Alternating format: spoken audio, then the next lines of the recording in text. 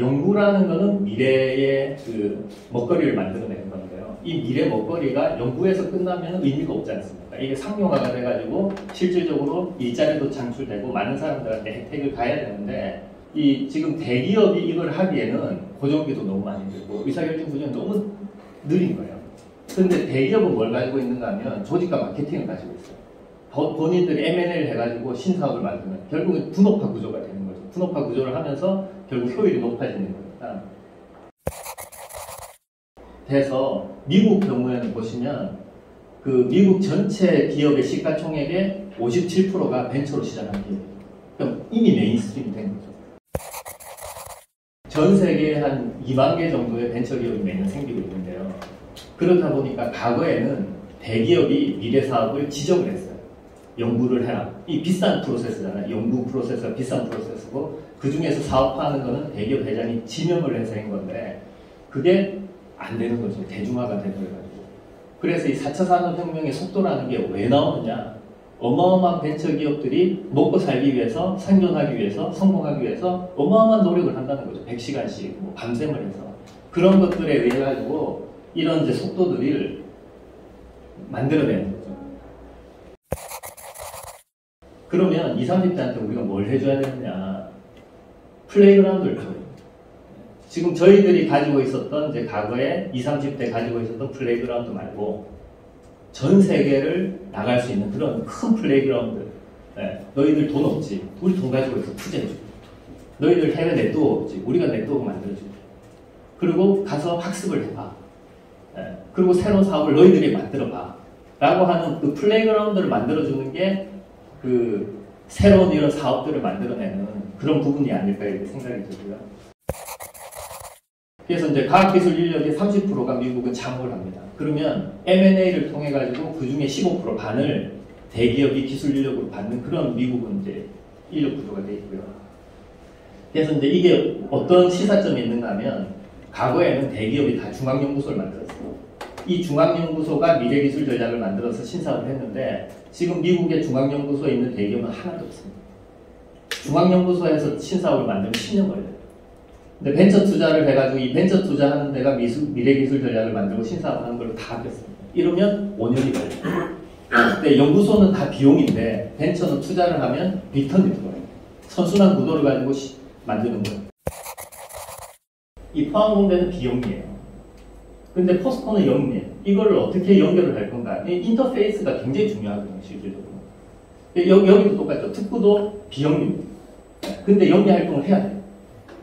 그러면 이 인터페이스를 어떻게 할 거냐. 그러니까 이런 것들이 이제 굉장히 이제 중요하다고 생각이 들고요. 국가출연연구소를 나와가지고 벤처하는 분들을 모아야 돼요. 모아가지고 그 현장의 얘기를 들어야 돼요. 그래서 그분들한테 저희들도 똑같습니다. 포항공대 그 벤처기업들한테 뭐라고 그러는가 하면 야 우리는 포스코 전체 그룹을 가지고 있다. 그리고 포항공대 가속기 이런 것들을 가지고 있다. 그리고 포항시 광양시 이런 걸 가지고 있다. 그러면 이런 비즈니스 유닛이 있고 연구 유닛이 있고 또 지자체가 있으면 이걸 가지고 당신네 회사가 잘 되기 위해서 어떤 아이디어가 있냐. 이걸 듣고 모으는 거예요. 모아서 한 벤처기업이 잘 되는 게 아니라 여러 벤처기업들이 나올 수 있는 인프라적인 것들을 받아가지고 시스템을 만드는 겁니다. 네. 그래서 이게 많은 의견들을 모으면 사실은 그게 이제 뭐 집단지성이지 않습니까? 네. 그런 활동을 충분히 할 수 있는 이 대덕특구는 인력 구조를 사실 가지고 있어요. 이제 저희들의 목표는 포항공대에서 나오는 박사 30년 창업을 할 수 있게끔 하는 거고요. 또 외국에 갈 수 있게끔 하는 겁니다. 그래서 저희들의 이제 목표는 1조 펀드 가지고 한 2,000개 정도 벤처기업에 분산 투자를 해놓고 매년 3, 40개가 코스닥에 상장이 되고 1개 정도가 나스닥에 상장이 된다 그러면 포스코가 어떤 회장님이 오셔도 새로운 사업을 할 수 있는 시스템을 만들 수 있고 이게 만약에 구현이 된다 그러면 포스코가 다시 세계 1위를 할 수 있는 그런 꿈을 꾸고 이제 저희들 이런 그 시스템을 설계를 하고 있습니다.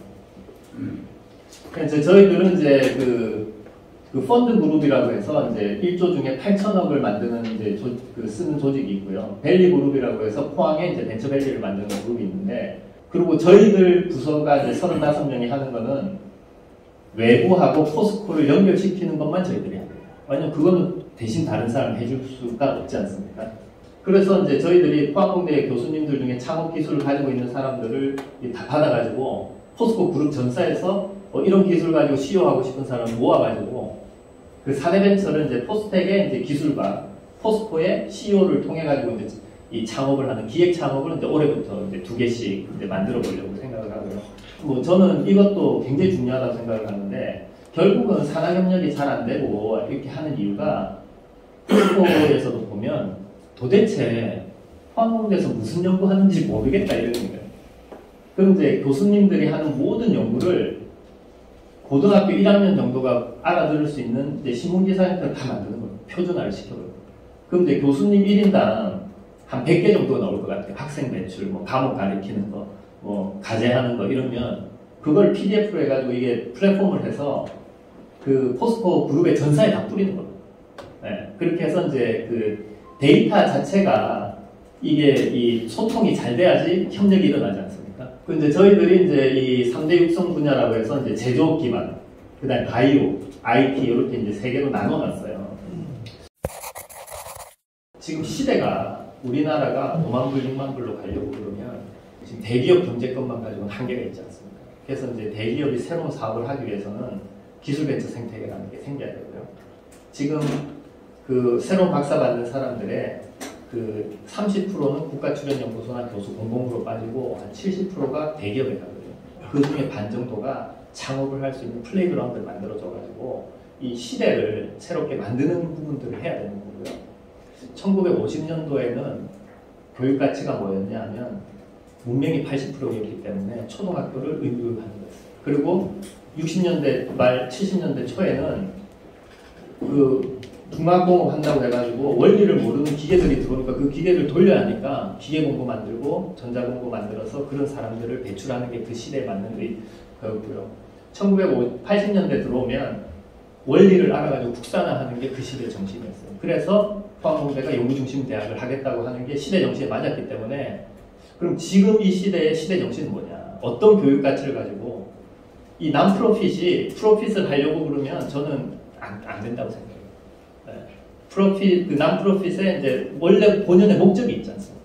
그 목적을 더 강화하면서 시대를 만들어내기 위해서 우리가 새로운 시스템, 사업화라고 하는 벤처 생태계라는 시스템을 만들어야 되는 거고 이것도 결국 전문가 시스템입니다. 그래서 전문가 시스템이 이 벤처밸리를 통해 가지고 나와야 되는데 결국은 이 시대에 카이스트가 해야 되는 일은 뭔가 하면 박사의 30%가 창업할 수 있는 그 플레이그라운드를 만들어줘야 되는 거고요. 그 플레이그라운드가 만들어지면 당연히 여기 있는 국가출연연구소도 같이 이제 활용을 할 수 있을 거라고 생각을 하고요. 그렇게 이제 해서 우리나라가 5만 불, 6만 불 갈 수 있는 그런 시스템을 가장 선도할 수 있는 데가